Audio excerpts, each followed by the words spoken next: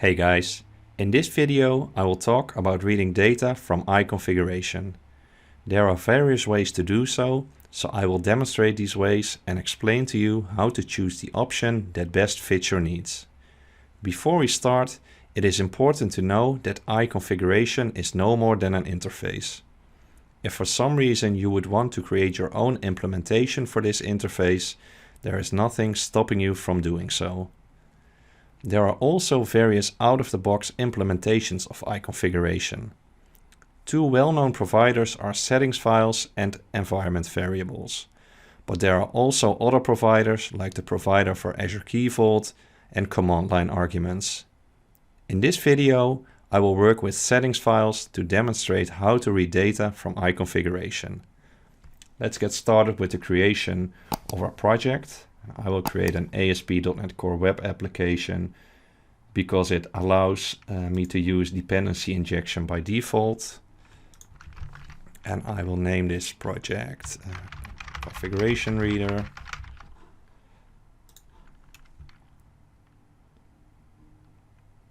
And let's create an API, that's fine.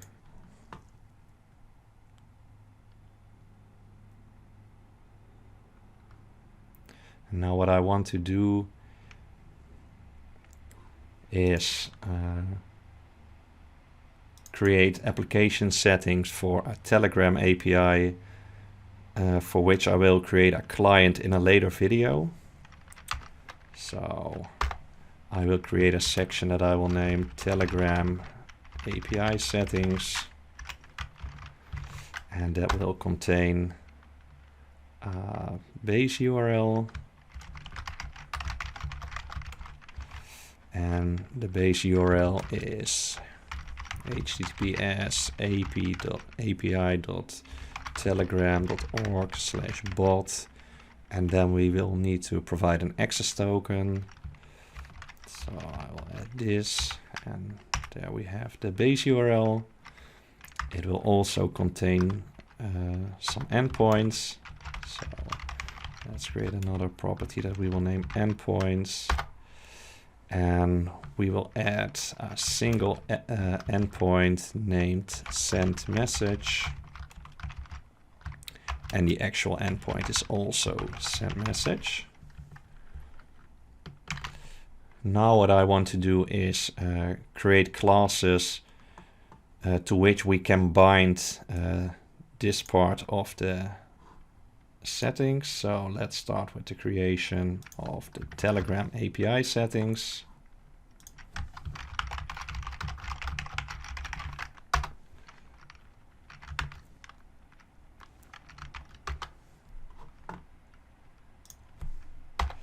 And like we saw, it contains a base URL, which will be of type string. And then let's create a class for the Telegram API endpoints. Oh, I forgot the class keyword.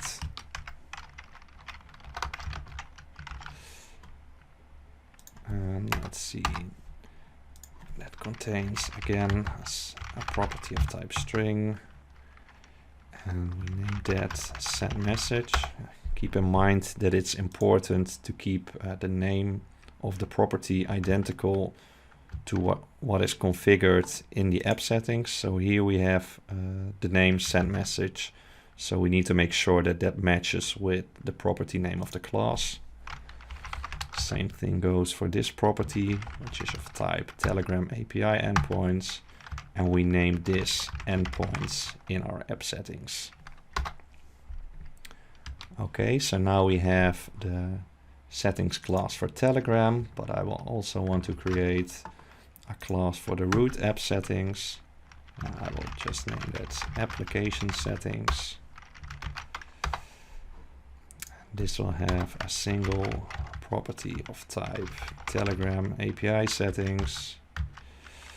And I believe we named this Telegram API settings in our app settings file.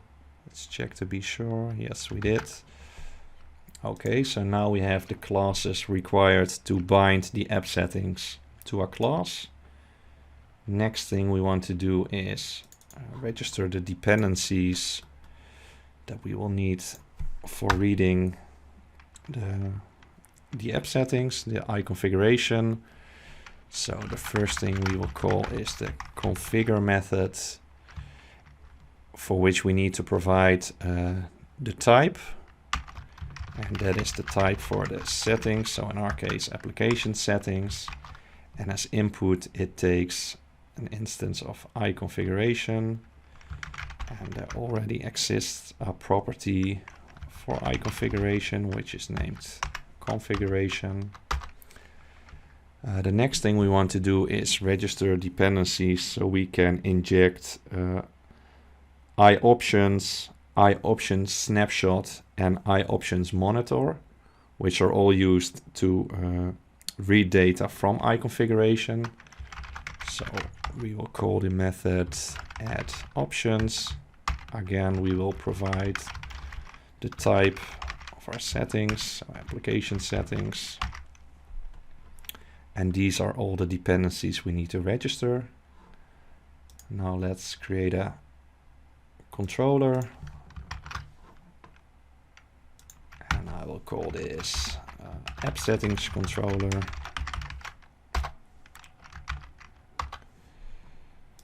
Which extends base controller. What is it called? Controller base. Let's just copy it from here. Yeah, it's controller base. Copy that as well.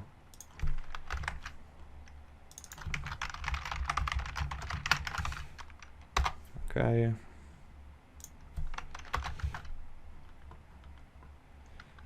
Let's see. I'll copy this part as well. But instead of returning a list, I will simply return a string, and I will name this method options, because here I will display how to read the settings using IOptions.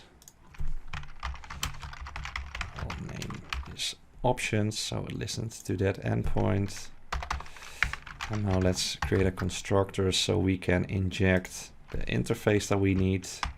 And that interface is, like I said, IOptions. We need to specify the type, which is application settings. And I will just name this options and assign it to a field.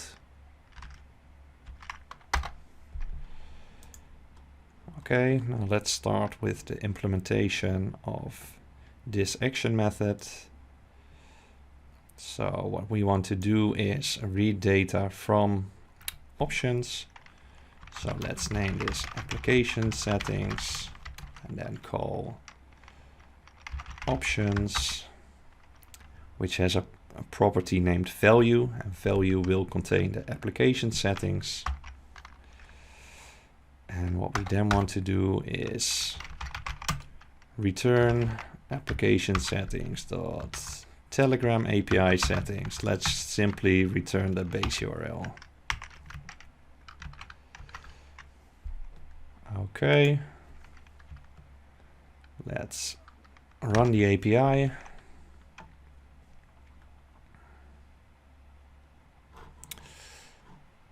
I will move the browser to the correct screen, and I will accept the risks. And instead of going to the default weather forecast controller, I will go to the app settings controller and then go to options. And let's zoom in a bit. We will see that it returns the base URL that we configured. So that is good. And now the thing to keep in mind when using IOptions is that IOptions will contain the values that are inside IConfiguration, or in this case the app settings, once the application is started. But if modifications are made along the way, these modifications will not be picked up. So it is important to know that you should use IOptions only if you know beforehand that the values of your app settings will not change throughout the lifetime of your application. I can demonstrate that by, let's see, if I go to the projects and then configuration reader, and then go to this folder. Now if I open the app settings file and change this to bot instead of bot, and now let's refresh this, you will see that the base URL is still simply bot. Now let's add another endpoint and name this IOptionsSnapshot.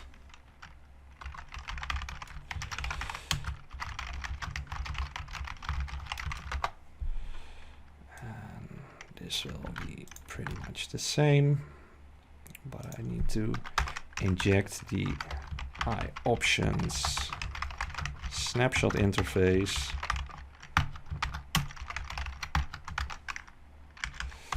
There we go. And now let's replace this with IOptionsSnapshot. And now if we run the API again, and let's go back to the tab that is still open. And now let's replace options with IOptionsSnapshot. And we see that it is now bot instead of bot. But if we go back to the app settings file and change bots back to bot and do a refresh, we will see that it gets updated. So what you need to keep in mind when using IOptionsSnapshot is that it detects changes at the end of a request. So if you change the value of your app settings throughout a request, it will not pick up these changes, but once the request is done, it will pick up these changes. And let's now go to the third option, which is IOptionsMonitor.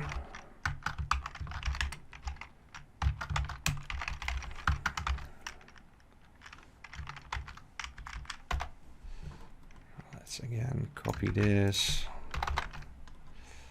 name this IOptionsMonitor, and this as well.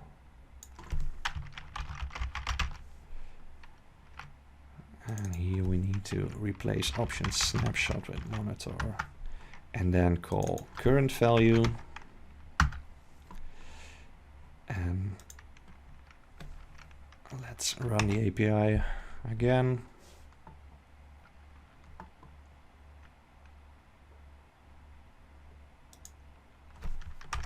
Yes, I was too impatient.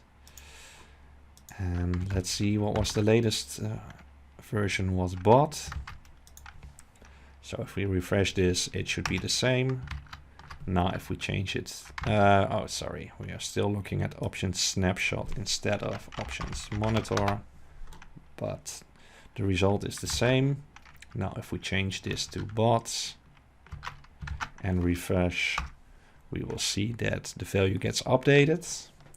So far so good, but you might be wondering now, okay, what's the difference between IOptionsSnapshot and IOptionsMonitor?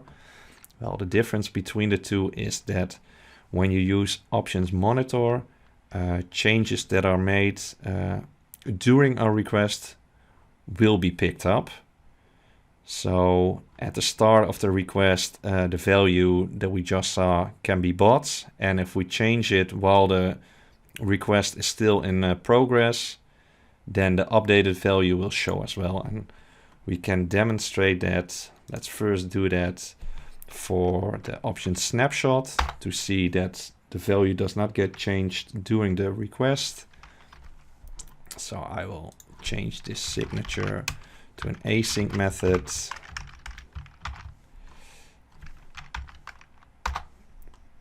And I will do the same for the options monitor. And now here let's await a task that we will delay for a second. And I will then add a breakpoint here. And then let's call the application settings. Now let's name that 2. And let's call the options snapshot again. And let's change this. Let's say that this is app settings 1. And then we will also demonstrate it for app settings 2. Let's just copy this instead of typing it again. Okay, that should work. We need to make this 2, of course. Okay, now let's paste that here, and then we will also add the delay. And for application settings 2, we need to call current value again.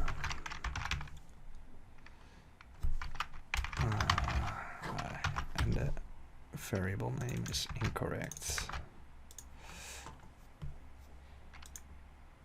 I'm not paying attention. Yes. 3 is a charm. Okay. Now let's add a breakpoint here as well and restart the application one more time.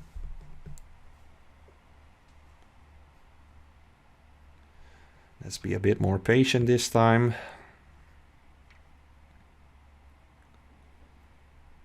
Okay, my patience is being tested again. And it's being tested so much that I will press Ctrl F5 once again. Okay. Now let's see. Let's start with the options snapshot. Yeah, that's my bad. I started the application using Ctrl F5 instead of only F5, so we are not running in debug mode. So let's do that again, this time by pressing F5. Let's go to app settings / what was it? Options snapshot. Okay, so here we go. Let's now update the app settings file from bots to bot. I saved it and I will now continue. And we see that for app settings 1, the endpoint, no, not the endpoint, the last part of the base URL is bots, and for the second one as well. Now, if we do refresh, because the request is now done, it should be updated to bot. Let's check if that is the case. And as you see, it is. Now let's go to options monitor. Like we just saw, we ended with bot. So let's make it plural again. Make it bots. And now continue. And as you see, the original value was bot. We placed a breakpoint and allowed ourselves to change the value to bots. And as you can see, within the same request, the value got updated to bots. Now to recap, I would use IOptions if you know beforehand that the app settings are not going to change.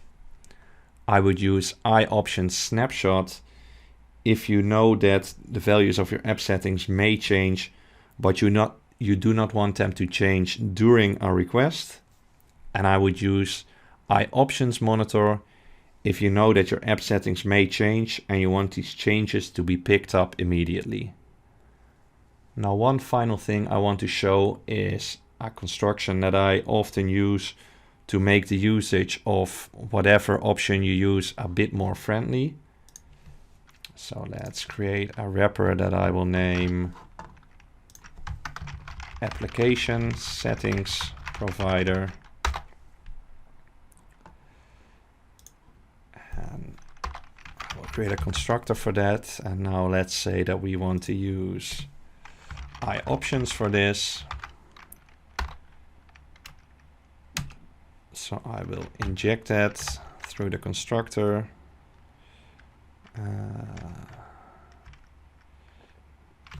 No, introduce a field. That's what I was looking for. And then let's create a method which will return the application settings. I will name that provide. And what this will do is return options.value. Why does this still have a squiggly? Oh yeah, obviously we need to provide the type. So that is application settings, and the same goes for this part. And now let's extract an interface from this implementation. And if we now register that right here, I will make that transient. And the interface is named IOptionsSnapshot, and the implementation is named IOptionsMonitor. No, sorry, not I, simply Application Settings Provider. And by registering this, we can now inject the interface through the constructor of the controller. Let's do that here, and let's work with the default suggested name, Application Settings Provider. I will create a field for that, and then create one final endpoint. Let's name this provider.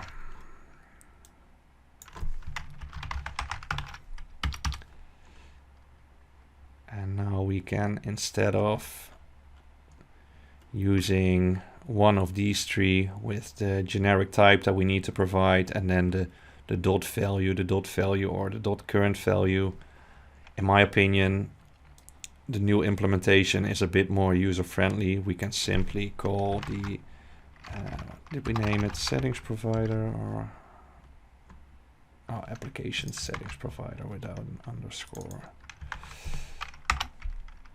Provide, and then we can return this. Oh, it didn't need to be async, but it's no problem. Let's make it simply string to keep it in line with what we did with the original options. And then run the application again and go to provider. And you will see that it does the same as this endpoint did, but it's a bit more user-friendly. So it is not important, and it's only a matter of taste, but in my opinion, this is a bit more easy to understand for users. So that will be my way to implement this, but like I said, it's simply a matter of preference, and it's not that important. With that said, that's all I wanted to show you on how to read data from IConfiguration. If you have any questions or remarks, make sure to drop them in the comment section below. Thanks for watching the video, and see you in the next episode.